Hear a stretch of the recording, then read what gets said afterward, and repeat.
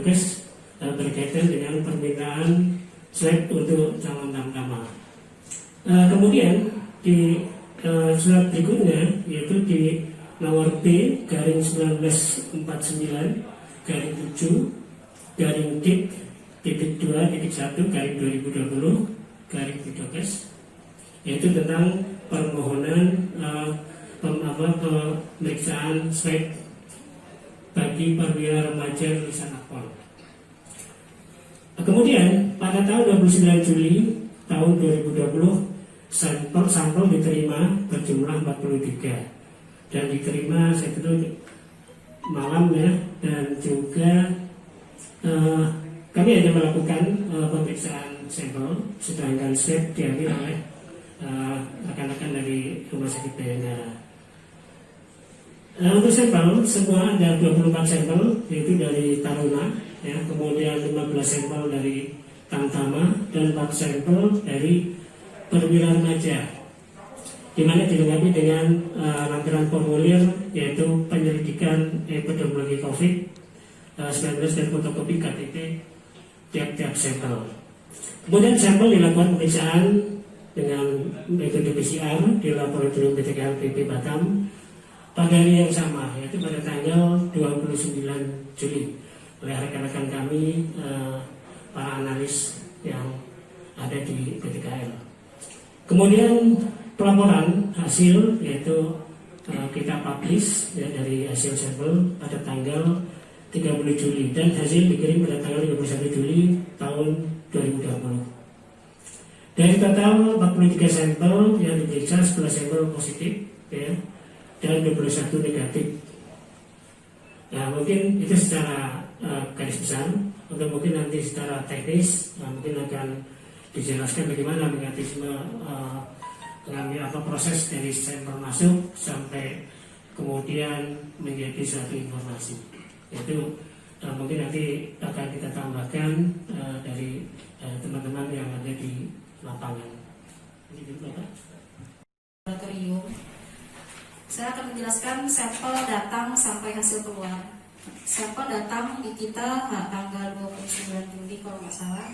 Kemudian kita lakukan registrasi. Di Kulbok nomor 933 sekian. Kemudian proses masuk ke proses selanjutnya itu proses pembongkaran spesimen.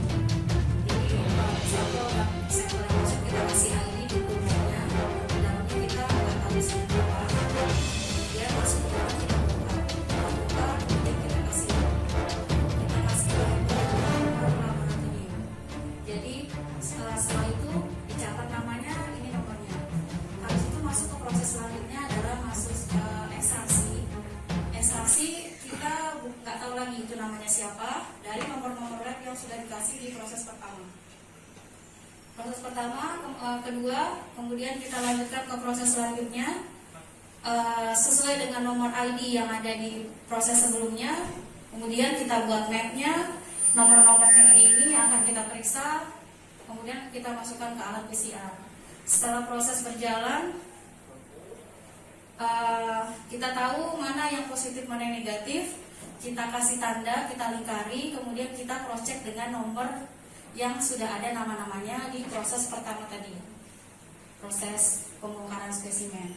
Di situ baru kita tahu siapa nama-namanya. Nah itu kita kita validasi, sudah yakin baru kita masukkan ke dalam sistem kita. Habis itu baru kita publish ke tim lain yang bagian publish. Seperti itu Pak. Terima kasih. Lalu saya melihat langsung dari awal hingga soal dikirim dari Mabes, melalui email, dan email itu tidak bisa dibuka melalui siapapun. Paspornya ada ditunjuk salah satu orang. Begitu sekian ketatnya. Begitu soal itu datang sampai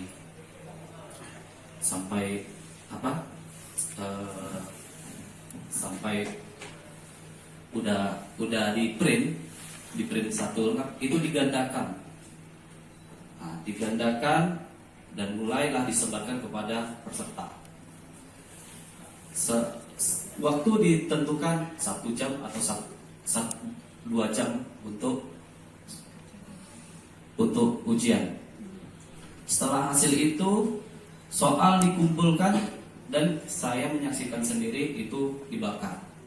Setelah dibakar, kita dihadirkan untuk menyaksikan tidak ada celah, dan hasil itu kita menunggu juga. Peserta itu juga bukannya kita suruh pulang dulu atau untuk apa, kita tunggu hasil itu hari itu juga, dan sampai malam juga kita menunggu hasil.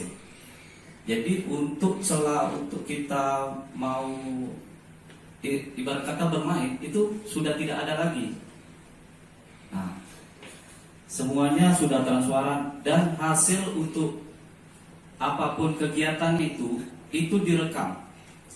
Jadi saya mau menceritakan sedikit kronologis. Kita pada saat ada salah satu peserta, salah satu peserta ini nilainya tidak sampai 37. Artinya dia 37 tercatat. Mungkin salahnya dari panitia. Dari peserta itu komplain ke kita. Komplain dan disitulah dia meminta ulang rekaman CCTV. Dan hasil rekaman CCTV itu tidak bohong. Dan kita saksikan di Pak Karo SDM, dari Paminal, dari yang bersangkutan, termasuk saya, itu menyatakan wah, yang hasilnya itu memang salah dan kita rubah, dan itu ada dituangkan dalam berita acara, betul kan Pak? Nah, menurut saya untuk dari Polri tidak ada lagi tipis lah celahnya untuk bermain seperti itu. Sekian, terima kasih. Mungkin Pak Sudah datang juga untuk menjemput hasil. Yang di media itu Pak kan tidak membawakan data. Tapi kita di situ ada Propam, ada Paminal, di situ ada Dokes. Kita datang itu bukannya tangan kosong gitu. Itu ibaratnya ada hasil yang kita datangin kepada rumah peserta. Itu bukan hanya satu, termasuk yang Ibu Adik Anggi itu ada 6 yang kita datangin untuk memberitahukan hasil dari swab itu. Sekian. Pada saat menyampaikan hasil swab, apakah ditunjukkan? Iya, pada saat mendatangi dan menyampaikan hasil swab, apakah Pak Dimas hadir di sana? Oh, saya hadir Pak di sana. Baik, perbincangan dan perdebatan hasil swab test itu telah disampaikan oleh Kepala BTK-LPP maupun penyampaian bagaimana teknis penyampaian hasil swab ke masing-masing calon peserta itu juga sudah disampaikan oleh pengawas dari eksternal, dalam hal ini Bapak Dimas.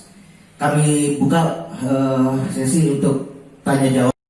Kasus ini inkubasinya adalah 1 sampai 14 hari. Jadi kemungkinan apakah berubah atau tidak itu bisa saja. Jadi artinya kalau kita melihat ya dari kita untuk BTK-LPP Batam itu sudah menangani sudah menyelesaikan pemeriksaan sampel hampir 12.000. Memang ada beberapa yang ada spesifik kasus, tapi ada juga yang sifatnya general ya. Jadi ada pertanyaan tadi disampaikan bahwasanya apakah mungkin hari pertama misalnya diperiksa positif, kemudian hari keempat, hari kelima menjadi negatif. Itu sangat mungkin ya. Karena ini berkaitan dengan pola mekanisme tubuh, daya tahan tubuh ya. Banyak kasus yang hari pertama kemudian negatif, hari kedua bisa positif. Jadi ini tentunya berkaitan dengan mekanisme daya tahan tubuh, kemudian juga apakah proses inkubasi ini sudah selesai atau belum ya. Jadi ini tentu yang bisa menjelaskan adalah seorang patologi klinis ya. Kalau kami dari PTKL, kami adalah seorang epidemiolog lapangan. Jadi kebanyakan kita bicaranya adalah bagaimana kita bisa melakukan tracing dari kasus-kasus tersebut. Tapi secara khusus untuk menjawab pertanyaan ini, kita jawab bahwa itu mungkin ya, apalagi misalnya dilakukan dengan alat yang berbeda. Satu alat pun dengan misalnya regensia yang berbeda pun itu bisa menghasilkan yang berbeda pula. Jadi seharusnya mestinya ya kita imbau sekali lagi bahwa kalau memang itu dia merasa ragu, mestinya dilakukan lagi pemeriksaan di tempat kita lagi. Jadi kita tidak menutup, artinya mungkin dia mencari second opinion, ya silakan saja. Tetapi tentunya second opinion itu harus pertama standar. Apakah lab itu sudah tersertifikasi atau belum, atau mungkin terstandarisasi atau belum, ya. Berdasarkan kita mengajunya adalah karena kita UPT Kemenkes tentu mengacu pada SK Kemenkes tentang jejaring laboratorium yang tadi saya sebutkan. Itu yang pertama. Yang kedua, kemudian alat, apakah alatnya sama atau tidak. Kemudian akhirnya kembali lagi ke dari kompetensi dari analis, standarnya sama atau tidak, ya.